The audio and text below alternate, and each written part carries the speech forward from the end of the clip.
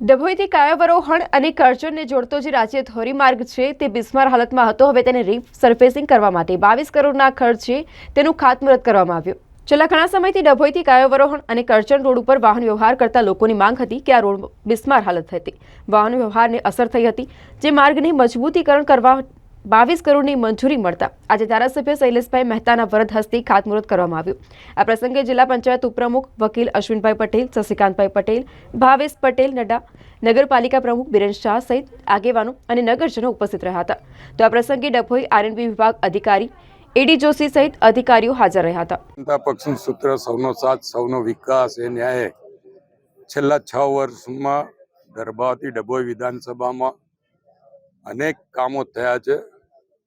આજે ડભોઈથી કાયાવરોહણ સુધીના રસ્તા જે 18 કિલોમીટરનો રસ્તો છે અને એની પર ભારે વાહનો ફરતા હોય, લોકોની અવરજવર હોય, આ રસ્તાની હાલત થોડી ખરાબ થઈ હોય, લોકોની લાગણી ને માગણી હતી કે આ રસ્તો નવો બનાવવામાં આવે.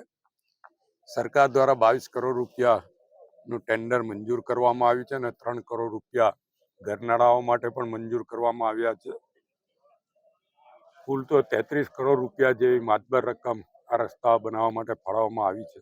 ત્યારે હું આજે અહીંયાનું ભૂમિપૂજન કરવામાં આવ્યું, સાથે સરકારનો આભાર પણ માનું છું. છેલ્લા 1 મહિનામાં આપ જોઈ શકો નાના મોટા કરીને 75 કરોડ કરતાં પણ વધુ રકમ સરકાર દ્વારા અહીંયા ડભોઈ વિધાનસભામાં ફાળવવામાં આવી છે. ગઈકાલે પણ 4 નાના રસ્તાઓ માટે 4 કરોડ રૂપિયા જેવી માતબર રકમ ફાળવવામાં આવી છે.